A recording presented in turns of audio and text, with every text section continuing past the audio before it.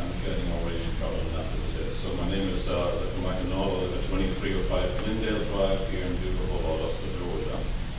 Thank you for allowing me to speak. I want to give you a little bit of a timeline of what has happened since December and then finish it up.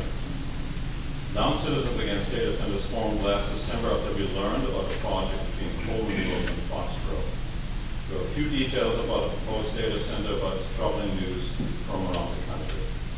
Starting in January, we regularly visited your meetings, raised concerns about the data center, and shared relevant articles that highlighted such issues as pollution, high energy demands, and the impact of data centers on the quality of life of citizens.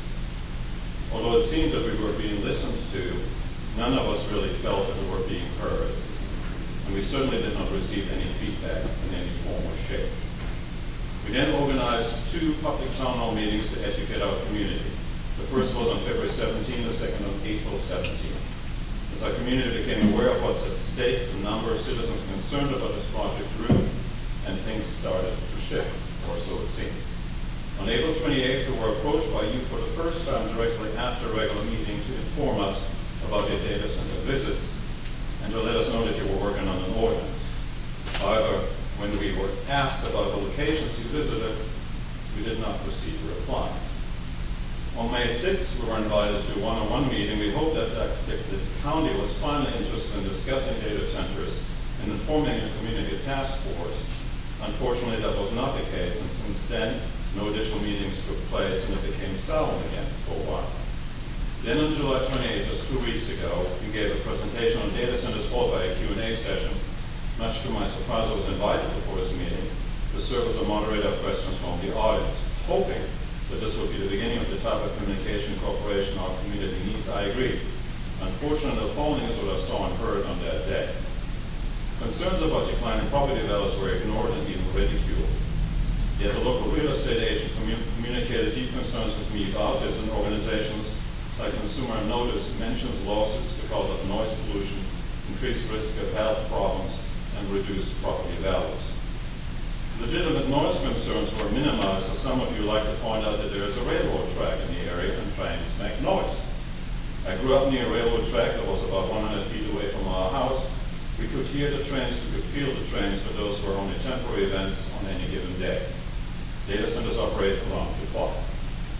Accountability. We heard no specifics as to how the county would hold those accountable that may be in violation of the data center ordinance. The only hinted at possible ways to hold those accountable that are found in violation. Sinkholes.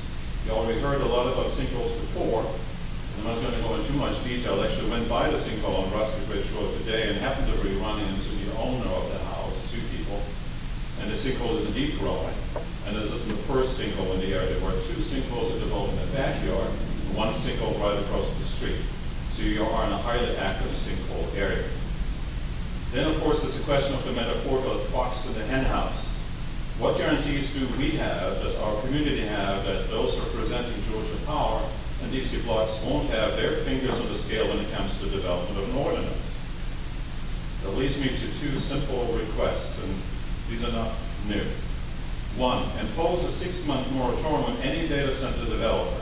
This will not box you in, as some of you seem to believe, but simply gives us the time to develop a robust data center ordinance.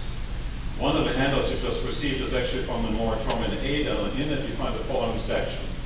The moratorium is hereby enacted for a period of 180 days or until repealed by any act of the mayor and council, whichever is sooner. You never boxed in, but you put down on paper that we want a moratorium so we can do our work.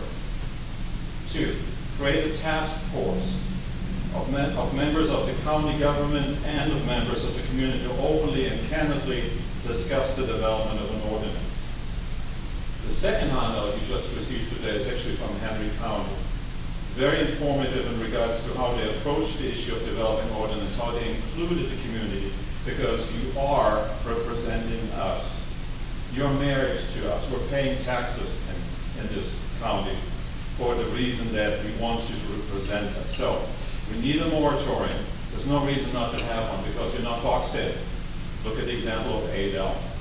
And we need to be sitting together and discuss what kinds of parameters we must have in a data center ordinance so that we all know at the end of the day that both our community as well as the natural resources are protected. Thank you. Thank you, sir. Next, Mr. Kelly.